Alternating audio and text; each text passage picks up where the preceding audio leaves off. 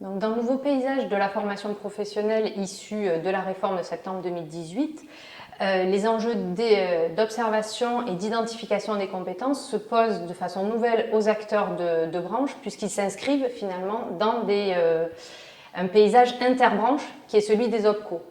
Et pour autant, ce niveau finalement renvoie à des attentes et des enjeux d'observation au niveau des territoires. Et ce n'est pas un souci, je dirais, pour autant, parce que les observatoires de branche aujourd'hui réalisent déjà des travaux à ce niveau-là, et surtout, le réseau des CARIFOREF, le CEREC et ses centres associés sont des partenaires tout à fait utiles et pertinents aux branches pour justement travailler cette question. Et c'est ce qui sera illustré dans notre atelier des 6e rencontres CEREC, réseau des CARIFOREF de Lyon. Puisqu'effectivement, le premier exemple va traiter d'un projet innovant en région PACA qui a associé le conseil régional, l'ORM et le campus des métiers 3A autour de parcours intermétiers, ici dans le cadre des bouchers et des cuisiniers. Le deuxième exemple sera issu de travaux du centre associé à CEREC de Lille sur les secteurs de l'automobile et du BTP qui permet en fait d'apporter des éléments sur les nouvelles modalités de mobilisation de l'apprentissage, maintenant gérées par les branches, pour construire les compétences en région. Et le dernier exemple qui sera illustré est celui d'une intervention de Via Compétences et du centre associé CEREC de Grenoble à propos des contrats d'objectifs sectoriels qui sont en fait de façon générale et plus spécifiquement dans le cadre des industries de santé en Auvergne-Rhône-Alpes, des outils tout à fait pertinents pour observer les compétences et accompagner leur développement en région.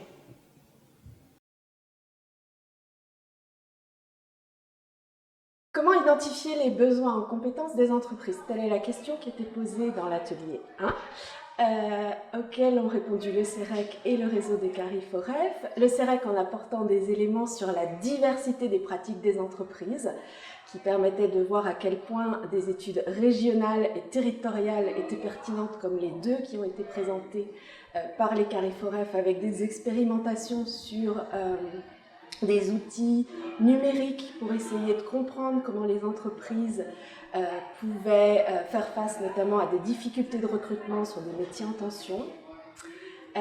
Et puis on a pris un petit peu de hauteur et on a réfléchi un petit peu en amont de tout ça, en se demandant comment est-ce que l'entreprise vient à se poser cette question et quand l'entreprise vient à se poser cette question. C'est le travail du groupe compétences du réseau des CARIFOREF qui place en fait les compétences dans une stratégie beaucoup plus globale des entreprises et qui s'intéresse aux compétences comme une brique humaine de l'ensemble de la stratégie et des politiques des entreprises.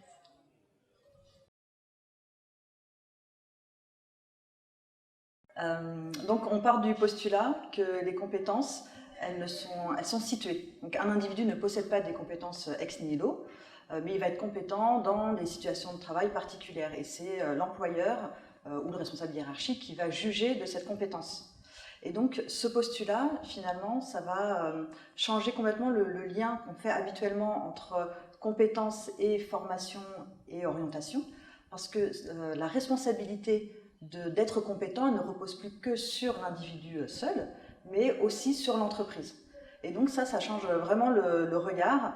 Au niveau de la formation, par exemple, les organismes de formation, c'est eux qui vont être finalement en charge de faire acquérir plutôt des capacités et de mettre dans des situations, de multiplier les expériences. Mais par contre, c'est vraiment au sein de l'entreprise qu'on va pouvoir devenir compétent. Donc la FEST, l'alternance, ça va vraiment être des situations, parce qu'on est dans des situations réelles de travail qui vont permettre d'être compétent. Et du côté de l'orientation, on voit fleurir des algorithmes qui essayent de mettre un peu de force d'un côté, de le faire matcher d'un côté des capacités qui sont possédées par des individus avec des compétences qui sont attendues par des entreprises. Mais on n'est pas vraiment dans le même registre. Et donc on voit vraiment le rôle des acteurs de l'AIO qui revient au cœur, et eux vont vraiment traduire les expériences et les capacités en compétences.